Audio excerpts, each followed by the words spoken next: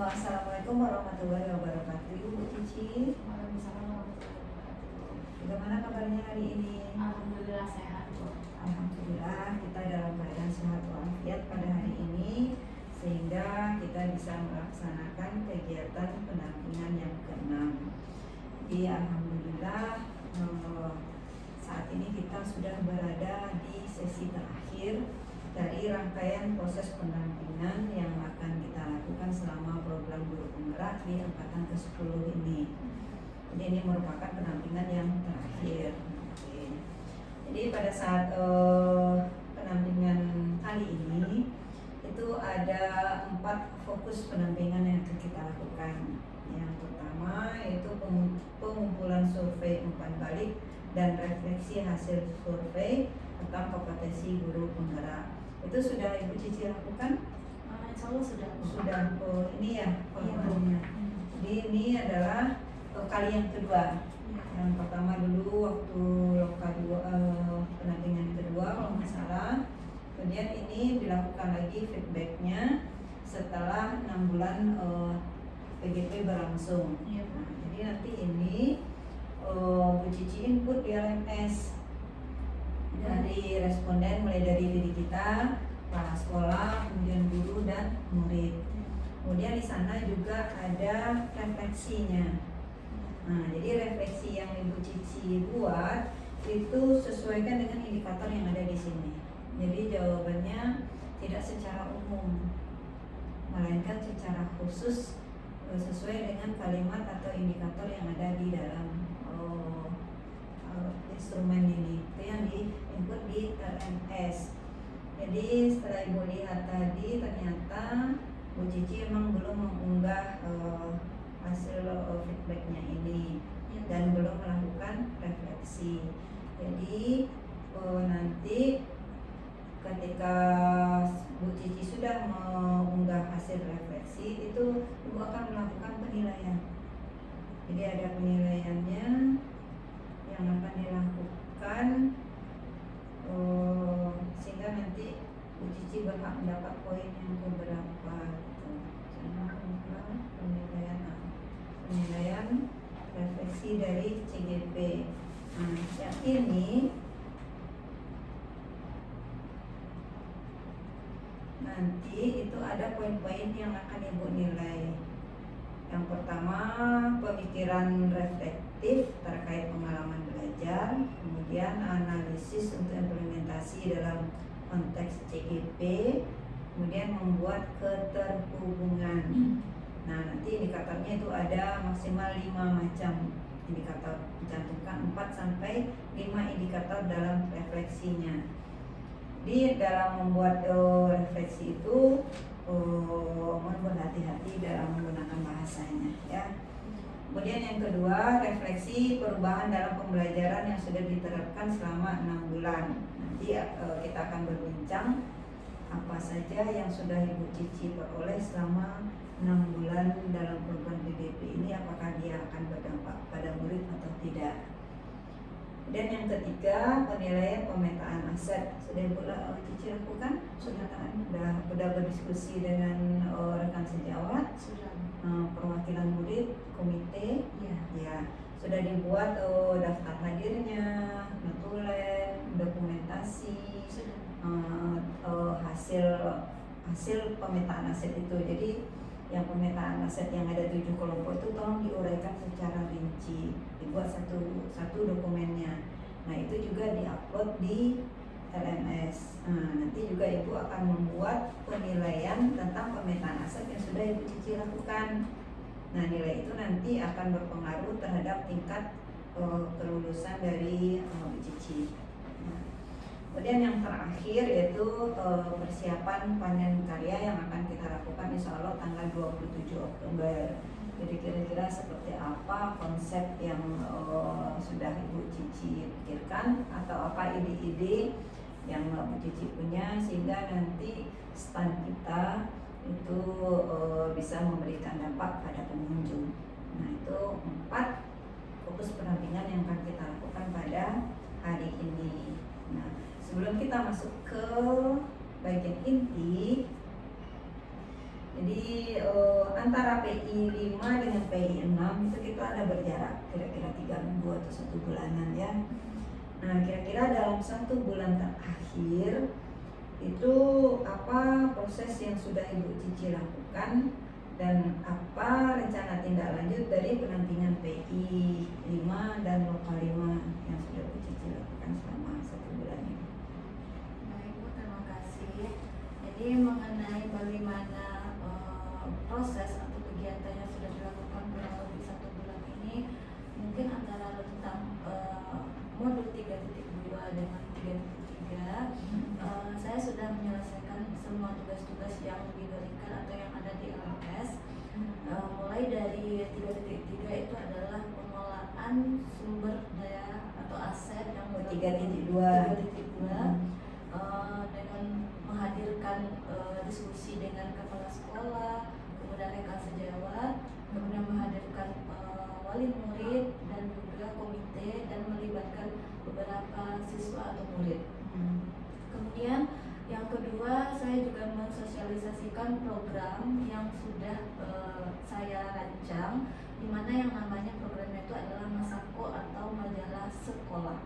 Jadi sebenarnya program ini sudah lama ada di SMA 9, cuma sudah kurang lebih vakumnya itu juga cukup lama, kurang lebih 1 tahun.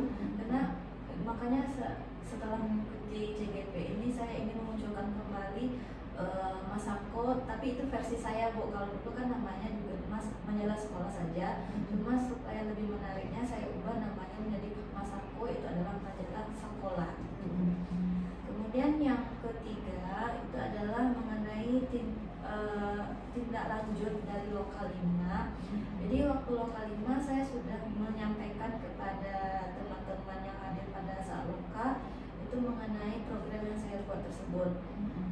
Di mana program itu kan yang namanya Masako majalah sekolah, ternyata ada masukan dari teman kalau majalah sekolah itu lebih dimodernkan, yaitu dengan versi digitalnya. Karena memang Bu, kalau waktu majalah sekolah yang lama itu terbentuknya karena dana Bu, walaupun sudah diwajibkan semua anak atau setiap lokal itu untuk membeli majalah, ternyata untuk dana penerbitan majalah itu masih kurang Bu. Sudah diwajibkan untuk guru untuk membeli majalah, tetapi tidak menutupi dari hasil penjualan majalah itu untuk diterbitkan lagi. Jadi sehingga terbentuk di sana. Kemudian dari masukan teman itu gimana kalau majalah itu lebih digital, karena kan tidak perlu bayar dan biaya pencetakan tidak ada. Kemudian aksesnya pun siswa di mana saja itu bisa mengakses atau melihatnya. Jadi tujuannya sebenarnya itu tadi Bu, memaksimalkan literasi siswa. Mungkin kalau dahulu gunanya itu majalah sekolah itu untuk pojok literasi, mungkin sekarang ini literasinya di mana saja pun bisa diakses. Seperti itu masukan dari teman. Jadi istilahnya majalah sekolah ini dibuat sekarang sesuai dengan zamannya. Ketika anak didik kita itu lebih dekat ke gadget, tentu kita lebih menghadirkan pula bahan bacaan sesuai dengan mereka. Jadi kalau yang majalah digital itu mungkin kontennya bisa dibuat semenarik mungkin, ya bisa mungkin dalam bentuk video. Anak-anak mungkin bisa membuat konten di sana, menyalurkan minat bakat dia. Jadi tidak hanya sekedar menulis. Jadi kalau yang majalah yang lama yang cetak itu kan hanya sekedar menulis atau gambar atau foto, gitu kan. Nah, tapi kalau dengan membuatnya menggunakan digital gitu, maka lebih banyak lagi variasi produk yang bisa ditampilkan. Karena anak sekarang Bu, dari segi penggunaan gadget, penggunaan aplikasi seperti misalkan animasi itu mereka lebih pandai daripada kita Bu. Jadi kalau misalkan menulis di majalah mungkin saya pikir kan ya memang agak monoton gitu Bu. Tapi setelah menggunakan digital maka lebih berkreasi lagi Bu. Ya, lebih banyak bakat yang bisa digali yang ada pada murid kita. Kemudian kalau digital biaya pencetakannya tentu tidak ada karena tidak pakai kertas. Jadi lebih lebih meminimalisir biayanya lagi ya. Mudah-mudahan apa yang dicita-citakan oleh Ibu Cici tentang majalah sekolah ini bisa terwujud nantinya. Jadi Ibu tunggu nanti hasil karyanya, bisa dikirim ke WA Ibu linknya. Mudah-mudahan Ibu juga bisa menjadi salah satu penikmat daripada majalah sekolah yang Ibu Cici buat. Oke. Baiklah Bu Cici, kita masuk ke bagian inti penampingan kita. Seperti yang sudah Ibu bilang tadi, kita ada 4 fokus penampingan pada hari ini. Nah, kita akan masuk ke sesi kedua, yaitu perubahan dalam proses pembelajaran. Nah, setelah 6 bulan Bu Cici melakukan program guru penggerak ini, kira-kira apa perubahan yang sudah Ibu Cici lakukan terhadap proses pembelajaran yang ada di dalam kelas, Ibu? Jadi dengan program PGP ini, kira-kira kompetensi Bu Cici sebagai guru itu apa yang meningkat? Kalau kompetensi setelah saya mengikuti program guru penggerak ini, kemudian apa saja kompetensi yang sudah mulai berubah, sebenarnya sangat banyak sekali Bu. Tapi saya kembalikan ke diri saya sendiri karena ternyata banyak ilmu-ilmu baru yang saya dapat dari program guru penggerak ini. Dimana yang dahulunya mungkin kesempatan bagi saya itu tidak ada Bu. Mungkin ya kalah saya lah dengan guru-guru yang senior atau guru-guru yang lain, tidak ada kesempatan. Tetapi setelah saya mengikuti guru penggerak ini, saya banyak diberi kepercayaan Bu. Di antaranya mungkin setelah sekian lama saya menjadi wali kelas dan tidak ada kesempatan untuk menjadi pembina upacara, pertama kalinya saya mencoba untuk menjadi pembina upacara, walaupun mungkin agak gemetaran, kemudian banyak belajar di teman, tapi saya ada muncul keberanian. Kemudian sekarang ini saya juga menjadi salah satu pemegang atau kepercayaan pendamping podcast ini Bu. Oh iya. Iya, yang dahulunya kan mungkin ada guru lain, tapi sekarang saya yang dipercayai untuk memegang pendamping podcast ini Bu. Oh, jadi itu alasannya salah satu Bu Cici mengambil tadi program yang berdampak pada murid majalah sekolah. Karena podcast ini di bawahnya tuh ada majalah, ada video, ada Instagram, Facebook sekolah, itu semuanya di bawah podcast ini Bu. Ada timnya. Jadi makanya karena saya kebetulan memegang ini Bu, jadi makanya saya berdayakan lagi, saya munculkan lagi. Kemudian saya menjadi Bu, pemegang aset Bu. Pemegang aset yang dulunya mungkin saya pergi ke sekolah tuh ya hanya pergi mengajar, pulang, seperti itu Bu. Jadi kemudian ada kesempatan dari kepala sekolah memberikan kepercayaan pemegang aset. Mungkin kalau mungkin bagi orang apa itu pemegang aset, bagi sebagian orang tidak tahu, ternyata setelah dikerjakan pun juga bikin pusing Bu, karena kita harus tahu kode-kode aset, kode-kode barang, aset yang ada di sekolah, ya, kemudian melaporkannya. Jadi ternyata sedikit sulit dan saya belajar lagi Bu. Jadi sebelumnya mungkin tidak ada kesempatan itu, tapi sekarang terbuka kepala sekolah mempercayakan. Sebenarnya saya menolak waktu itu Bu, karena mungkin nilai kerjanya agak sedikit pusing, tapi setelah dijalani dan ikhlas melakukannya ternyata banyak ilmu. Iya Bu, banyak ilmu yang diperoleh. Banyak teman lagi Bu. Oh iya. Banyak teman lagi. Pas rekon kan banyak ketemu dari sekolah lain, belajar lagi, banyak teman lagi. Kemudian dari segi pembelajaran juga sangat berubah bagi saya Bu, karena yang dahulunya mungkin pemahaman saya ya Bu, menuntut siswa itu harus ikut apa yang saya sampaikan dan siswa itu harus bisa. Siswa yang harus beradaptasi dengan kompetensi gurunya. Iya. Jadi siswa itu harus tuntut harus bisa, semuanya harus bisa, harus menurut sama ibu seperti itu. Tetapi setelah mengikuti program guru penggerak, apalagi mengenai filosofi KHD, ternyata siswa itulah ya, kitalah yang menjadi menuntun siswa itu, menghamba pada murid, bukan menghamba seperti kategori Tuhan, bukan seperti itu, tapi kita lebih fokus kepada siswa itu, bagaimana kita mengikuti gaya belajar siswa tersebut, memahami ya, minat dan bakat dia gitu. bukan hanya kompetensi kita yang harus mereka perhatikan, seharusnya kita memperhatikan kompetensi yang ada pada murid. Iya. Jadi sebelumnya kan kita harus menuntut siswa itu harus pandai, apa yang kita sampaikan, pandai itu terserah, yang jelas kita sudah menyampaikan. Ternyata berbeda, setiap anak itu mempunyai gaya belajarnya yang berbeda-beda. Setiap anak unik. Iya. Ternyata anak yang kita ibaratkan kategori bodoh, ternyata mereka mempunyai potensi lain.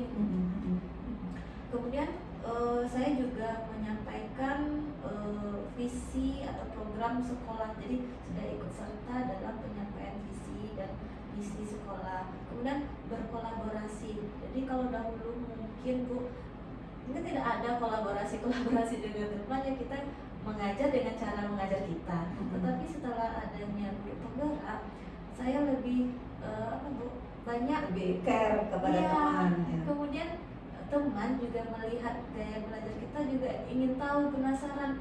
Karena suatu saat Bu, saya ngajar, jadi lokal itu ada sedikit ribut karena anak itu belajar ya Bu. Nah, ada saya melakukan games, jadi ada teman yang bertanya, kebetulan teman itu mata pelajarannya matematika, jadi teman itu bertanya apa metode atau aplikasi yang digunakan. Lalu saya sampaikan dan teman itu tertarik untuk belajar Bu.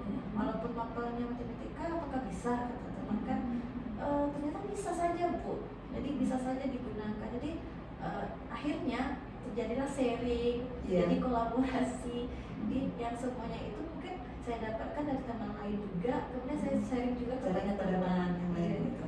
Jadi Bu Cici sudah mulai melakukan pembelajaran yang menarik ya, yang membuat anak itu lebih nyaman dan lebih senang dalam belajar. Jadi kalau selama ini kita mengajar mungkin hanya satu arah, anak mendengarkan kita yang berceramah, anak duduk lipat tangan di bangku, yang seperti itu yang proses pembelajaran yang baik sebelumnya yang Bu Cici anut. Nah, sekarang sudah mulai membuka diri gitu kan, melakukan proses pembelajaran sesuai dengan seperti apa sih anak yang kepingin belajar gitu kan, menciptakan suasana kelas yang menyenangkan, yang nyaman buat mereka gitu kan. Nah, semuanya itu terfasilitasi di dalam program guru penggerak. Ya, luar biasa sekali ya Bu Cici. Ada lagi yang lainnya kira-kira yang Bu Cici? Kemudian yang ada lagi Bu, mengenai coaching Bu. Ternyata coaching, kalau bahasa dulunya kita curhat gitu ya Bu, curhat. Coaching itu ternyata bisa kita lakukan, bukan hanya sekedar kita dengan teman, tapi juga bisa dilakukan dengan murid. Dan ternyata murid itu pun ya memang kita kehidupan namanya, setiap anak, setiap manusia ini punya permasalahan masing-masing, dan kita pun juga bisa memecahkan permasalahan tersebut. Jadi kita meng-coaching anak tuh kita tidak boleh menjudge anak, tidak boleh, tapi anak tuh pasti akan tahu solusinya dari setelah kita coaching. Mereka menemukan permasalahan sesuai dengan kompetensi yang mereka punya. Mereka mencari solusi dari diri mereka sendiri, bukan dari kita. Ternyata anak tuh kan, kita kadang menyalahkan anak, kenapa sering terlambat. Kita memarahi anak itu, kita tidak tahu alasannya. Yang jelas dia itu terlambat. Kita tidak pernah nanya kenapa terlambat. Misalnya terlambat bangun, kita tidak tahu dibalik terlambatnya bangun anak itu, kita tidak tahu. Langsung biasanya kita langsung memberi solusi kan. Kalau terlambat bangun lebih pagi. Kita yang memberikan saran. Bu. Seharusnya kan kalau coaching kita menggali potensi yang ada pada diri si anak. Belum tentu loh solusi yang kita berikan cocok buat mereka kan. Makanya permasalahan tidak pernah selesai karena solusinya dari kita. Tapi kalau pakai coaching, solusi dari mereka gitu. Jadi mereka tentu lebih bisa memikirkan apa kira-kira solusi yang bisa mereka lakukan. Jadi berarti Bu Cici sudah mulai menggunakan teknik coaching dalam membantu murid-murid di sini dalam menyelesaikan permasalahannya, termasuk coaching dengan rekan teman sejawat. Kemarin kita juga sudah ada sesi pendampingan coaching dengan rekan teman sejawat. Kemudian dari coaching mungkin bisa juga nanti disandingkan dengan segitiga restitusi.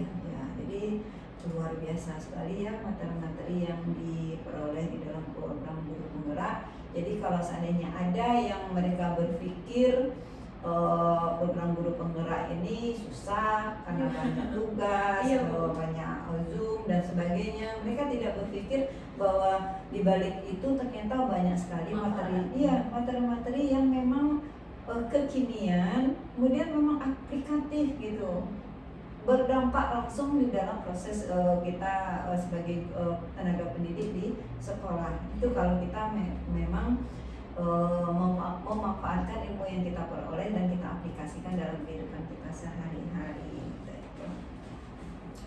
Kemudian dari perubahan yang sudah Bu Cici alami, kira-kira ada nggak dampaknya atau perubahan yang Bu Cici lihat pada murid yang Ibu Cici ajar? Kalau dampak sangat banyak dampaknya Bu.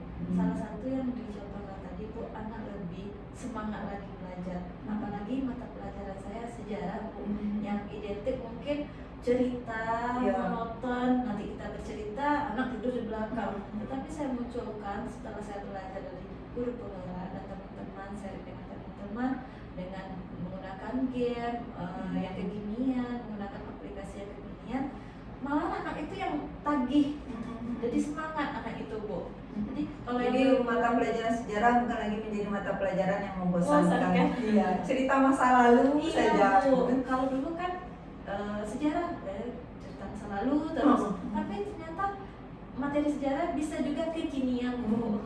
Lebih banyak lagi anak itu yang semangat belajarnya, lebih termotivasi, jadi lebih pembelajaran lebih tersampaikan. Iya, berarti Bu Cici melakukan proses pembelajaran yang berdiferensiasi. Kita sesuaikan dengan minat dan bakat anak tersebut. Ketika minat bakatnya tersalurkan, tentu mereka menjadi lebih semangat lagi dalam belajar. Nah, selain itu apa lagi yang nampak perubahan pada murid? Kemudian mengoptimalkan murid Bu, dengan gaya belajarnya yang bermacam-macam itu tadi. Walaupun gaya belajar yang bermacam-macam, tapi mereka saling melengkapi Bu. Jadi mungkin yang dahulunya mungkin anak itu mungkin bukan di basicnya atau di bidangnya atau di keinginan dia, ternyata kita ubah dengan metode belajar yang beragam itu, mereka lebih materi lebih tersampaikan, lebih tergali lagi, lebih optimal lagi. Berarti mereka sudah memahami ya gaya belajar mereka. Mereka seperti apa sih maunya belajar, mereka minatnya seperti apa. Jadi ketika kita memberikan wadah buat mereka menyalurkan minat dan bakatnya, tentu mereka menjadi lebih semangat lagi belajar gitu. Ternyata menarik sekali ya pengalaman Ibu. Mudah-mudahan apa yang sudah Ibu lakukan selama ini masih tetap dilaksanakan walaupun program guru penggerak ini sudah berakhir gitu kan. Jadi Ibu sendiri ketika menerima materi pembelajaran diferensiasi, kemudian materi KSE itu luar biasa sekali, sampai istilahnya tertawa-tertawa sendiri ya, mentertawakan kebodohan yang sudah kita lakukan dulu. Ternyata kita salah. Kita selalu memberi soal yang sama, memberi pembelajaran yang sama, padahal minat mereka berbeda-beda. Sehingga kalau minat mereka tidak tersalurkan, tentu mereka bosan belajar dengan kita. Nah, dibilangnya mata pelajaran Ibu itu membosankan, padahal kita yang belum bisa melayani sesuai dengan minat bakat mereka. Nah, itu yang poin sangat menarik sekali dari proses pembelajaran diferensiasi. Kemudian proses pembelajaran KSE, kita juga jarang guru yang lihat ya, begitu masuk kelas langsung tulis judul, tujuan ini, langsung belajar tanpa memperhatikan dulu bagaimana psikologi anak itu. Apakah mereka sudah siap belajar, apakah mereka dalam keadaan sedih, dalam keadaan galau. Kan jarang kita nanya bagaimana kabar Anda hari ini. Ditanya dulu sosial emosionalnya bagaimana, ada yang merasa sedih kah, ada yang merasa bahagia kah. Nah, itu poin penting ternyata di proses pembelajaran, sehingga proses pembelajaran yang kita lakukan itu menjadi lebih bervariatif lagi gitu ya. Oke Bu Cici, tanpa terasa nih udah selesai 4 fokus pendampingan kita. Kita sampai ke bagian akhir lagi pendampingan ini. Nah, dari awal sampai akhir nih kita bercerita-cerita tadi, berdiskusi, kira-kira apa hal yang menarik yang Bu Cici temui pada proses pendampingan kita kali ini? Hal yang menarik saya dapatkan dari proses pendampingan sangat banyak Bu, terutama bisa berdiskusi dengan Ibu. Mungkin dari segi saya sebagai pribadi seorang guru masih banyak belajar Bu, tapi setelah adanya pendampingan, apa kekurangan apapun apa yang menjadi belum fokusnya saya itu bisa didiskusikan lebih banyak lagi. Kemudian saya mendapatkan pengalaman-pengalaman baru yang mungkin kategorinya masih ragu-ragu, masih belum paham tentang materi. Jadi saya setelah adanya diskusi dengan PP mungkin lebih paham lagi. Ya, istilahnya kalau kami PP itu angkatan darat.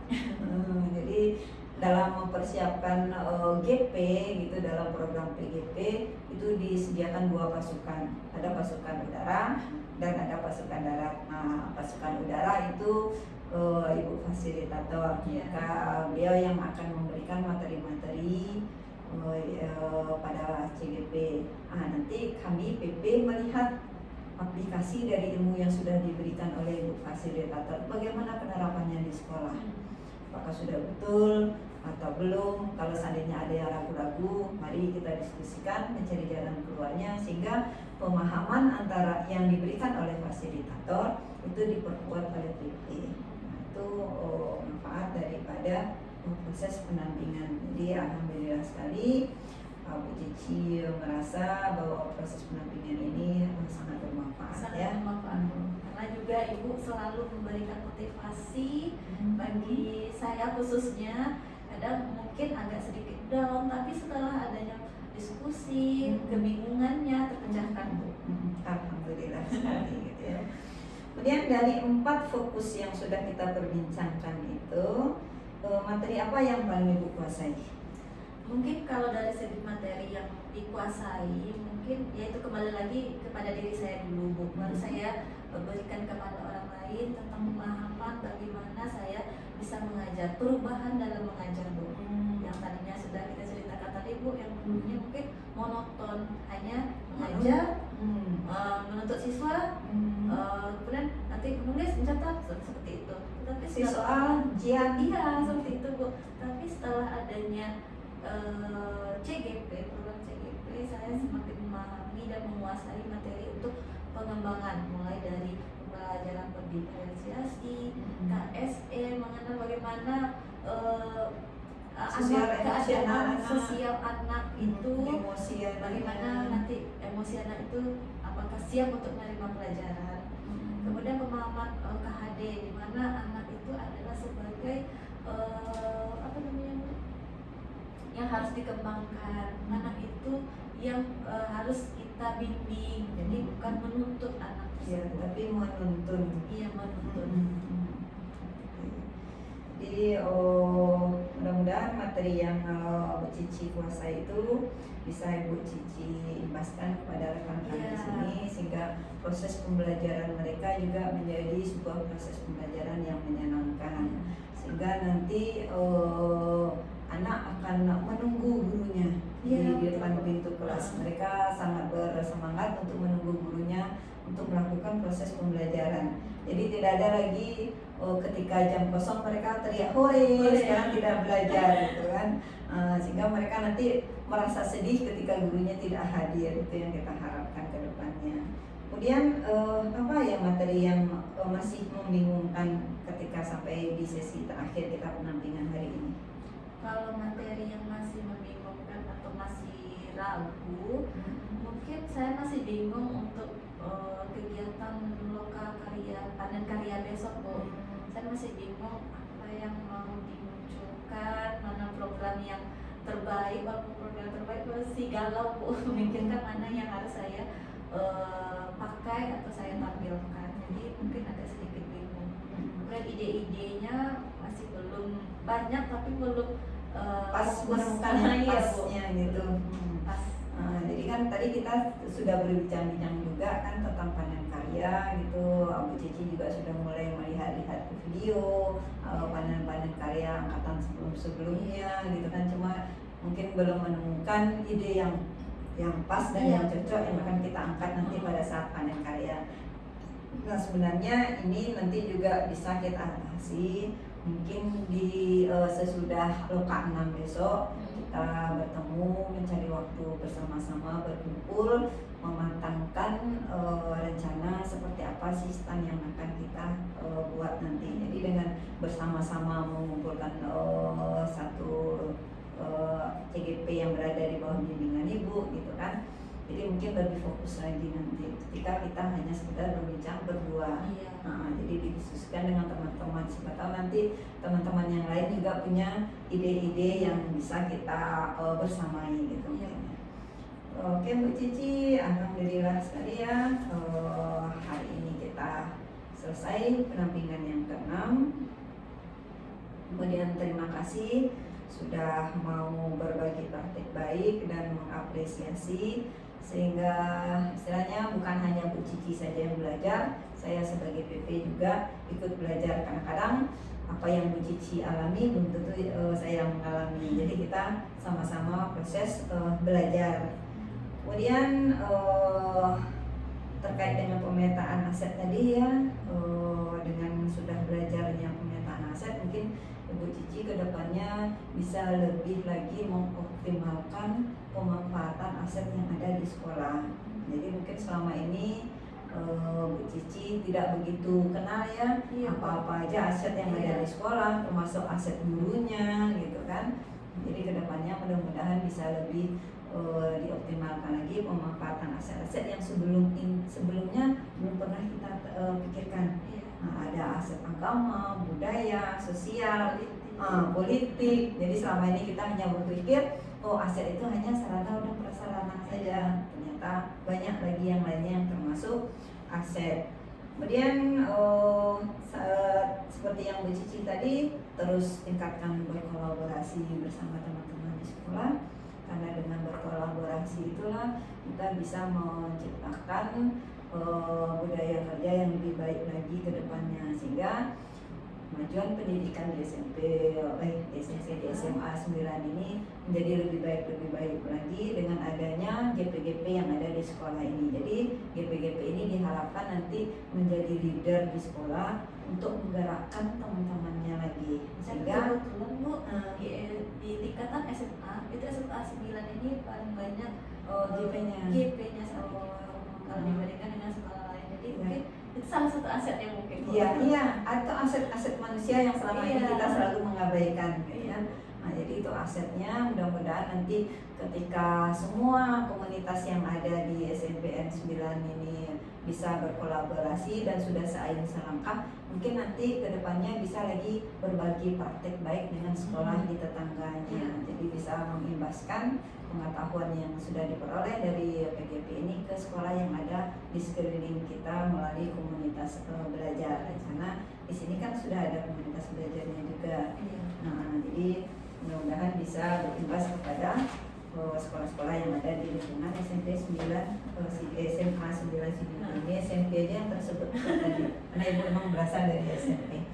Oke Bu Cici, sekali lagi terima kasih. Terima kasih juga Bu atas kesempatan kali ini pada proses penampilan yang ke-6 ini. Mohon maaf kalau seandainya ada kata-kata silap kata yang tidak pada tempatnya. Istilahnya kita hanya berusaha untuk membangun sebuah komunikasi dengan lebih baik lagi. Jadi wabillahi taufiq wal hidayah. Assalamualaikum warahmatullahi wabarakatuh. Waalaikumsalam warahmatullahi wabarakatuh.